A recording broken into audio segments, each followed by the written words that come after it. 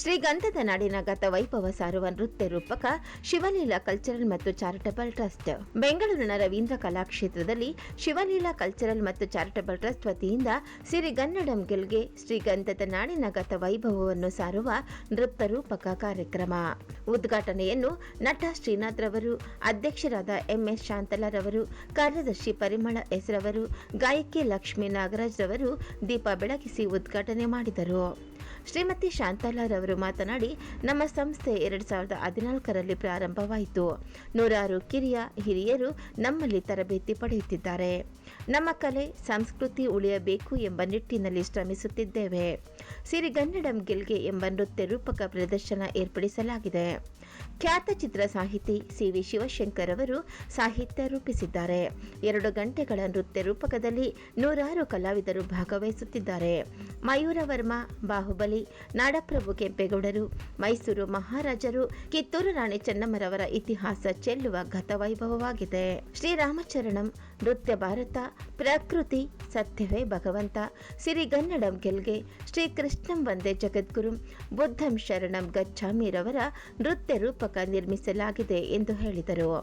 ಶ್ರೀಮತಿ ಪರಿಮಳರವರು ಮಾತನಾಡಿ, ನಮ್ಮ ಸಂಸ್ಥೆಯು ಹಲವಾರು ನೃತ್ಯ ರೂಪಕಗಳನ್ನು ಮಾಡಿದ್ದೇವೆ. ದೇಶ ವಿದೇಶಗಳಲ್ಲಿ ಪ್ರದರ್ಶನ ಮಾಡಿದ್ದೇವೆ. ನಾಡಿನ ಕಲೆ ಸಂಸ್ಕೃತಿ ವಿಶ್ವ ಮಟ್ಟದಲ್ಲಿ ಪಸರಿಸಬೇಕು ಎಂಬ ಬಯಕೆ.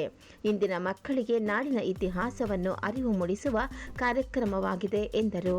ಸಮಸ್ತ ಕನ್ನಡ ಕುಲಕೋಟಿಗೆ ನಮ್ಮ Shivaleela cultural and charitable trust ವತಿಯಿಂದ ಎಲ್ಲರಿಗೂ ನನ್ನ ಹೃದಯಪೂರ್ವಕವಾದ ನಮಸ್ಕಾರಗಳು. ರಾಜ್ಯೋತ್ಸವದ ಶುಭಾಶಯಗಳು ಕೂಡ. ಜೈ ಭುವನೇಶ್ವರಿ. ಸಂಸ್ಥೆ ಪ್ರಾರಂಭವಾಗಿ 2013ರಲ್ಲಿ ನೃತ್ಯ ಶಾಲೆಯನ್ನು ನಾವು ಪ್ರಾರಂಭ ಮಾಡಿದ್ವಿ, ನೃತ್ಯ ಸಂಗೀತ. 2014ರಲ್ಲಿ Shivaleela cultural and charitable trust ಅಂತ ಒಂದು ಸಂಸ್ಥೆಯನ್ನು ಪ್ರಾರಂಭ ಮಾಡಿದ್ವಿ. ಇವತ್ತಿನವರೆಗೂ ನಮ್ಮಲ್ಲಿ ಕಲಾವಿದರು ಒಂದು 100 ಕಲಾವಿದರಿದ್ದಾರೆ ನಮ್ಮ ಸಂಸ್ಥೆಯಲ್ಲಿ. ಮಕ್ಕಳು ಕೂಡ ಒಂದು 60-70 ಜನ ಮಕ್ಕಳು ವಿದ್ಯಾಭ್ಯಾಸವನ್ನು ಮಾಡ್ತಾ ಇದ್ದಾರೆ.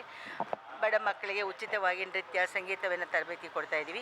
ಅನೇಕ ಯೋಜನೆಗಳನ್ನು ಕೂಡ ನಾವೆಲ್ಲ ಹಾಕ್ಕೊಂಡಿದ್ದೀವಿ. ನೃತ್ಯ ರೂಪಕಗಳನ್ನು ನಾವು ಕೊಟ್ಟಿದ್ದೀವಿ.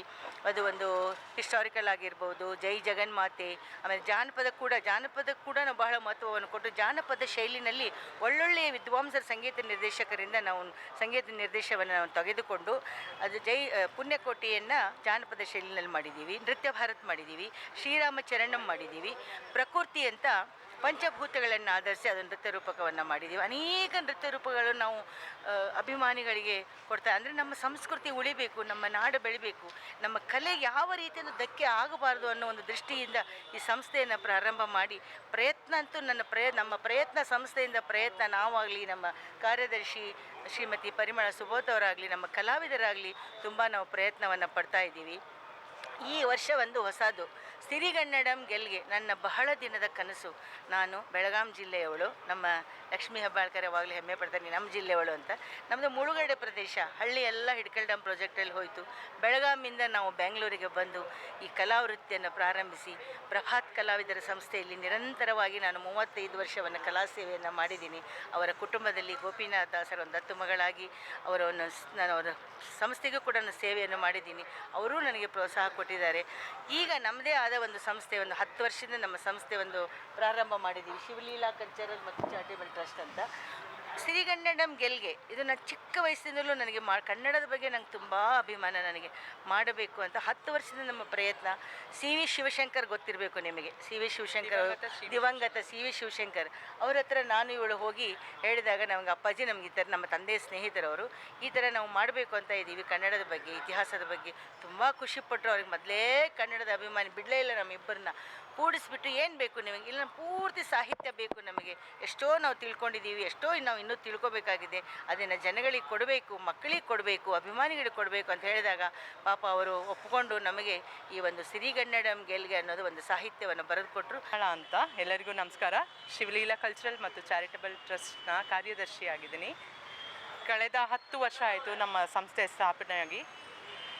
ಹಲವಾರು ಮೇಡಮ್ ಹೇಳ್ದಂಗೆ ಹಲವಾರು ನೃತ್ಯ ರೂಪಕಗಳನ್ನ ನಾವು ಪ್ರದರ್ಶನ ಮಾಡಿಕೊಂಡು ದೇಶ ವಿದೇಶಗಳಲ್ಲೂ ಕೂಡ ನಾವು ಅದನ್ನು ಪ್ರದರ್ಶನ ಮಾಡಿದ್ದೀವಿ. ನಮ್ಮ ಮೋಟಿವ್ ಇಷ್ಟೇ, ನಮ್ಮ ಕಲೆ ಮತ್ತು ನಮ್ಮ ಸಂಸ್ಕೃತಿ ಬೆಳಿಬೇಕು. ಯಾಕಂದರೆ ಎಲ್ಲರಿಗೂ ಗೊತ್ತು ಇವಾಗ, ಅಂದರೆ ನಾವು ದೊಡ್ಡದಾಗಿ ಮಾಡ್ತಿದ್ದೀವಿ ಅಂತಲ್ಲ, ಬಟ್ ಇದರಿಂದ ಸಾಕಷ್ಟು ಕಲಿಯೋದಿದೆ. ಇದೊಂದು ನಮಗೆ ಒಂದು ದಾರಿದೀಪವಾಗಿ ಒಂದು ಸಿರಿಗನ್ನಡಂ ಗೆಲ್ಗೆ ಅಂದ್ಬಿಟ್ಟು ಒಂದು ನೃತ್ಯ ರೂಪಕವನ್ನು ಮಾಡಿದ್ದೀವಿ. ಇಲ್ಲಿ ನಮ್ಮ ಕರ್ನಾಟಕದ ಗತ ವೈಭವವನ್ನು ನಾವು ಒಂದು ತುಣುಕು ಅಂದರೆ ತೀರಾ ಎಲ್ಲನೂ ನಾವು ತೋರಿಸ್ಲಿಕ್ಕೆ ಆಗೋದಿಲ್ಲ ನೃತ್ಯ ರೂಪಕ ಅಂದರೆ. ಹಾಗಾಗಿ ಒಂದೊಂದು ತುಣುಕನ್ನು ತಗೊಂಡು ಅದಕ್ಕೆ ನೃತ್ಯ ಹಾಗೆಯೇ ಸಂಯೋಜನೆಗಳನ್ನು ಮಾಡಿ ನಾಟಕ ನೃತ್ಯ ಎರಡನ್ನೂ ಕೂಡ ಈಕ್ವಲ್ ಆಗಿ ಬ್ಯಾಲೆನ್ಸ್ ಮಾಡಿರುವಂತಹ ಒಂದು ನೃತ್ಯ ರೂಪಕ.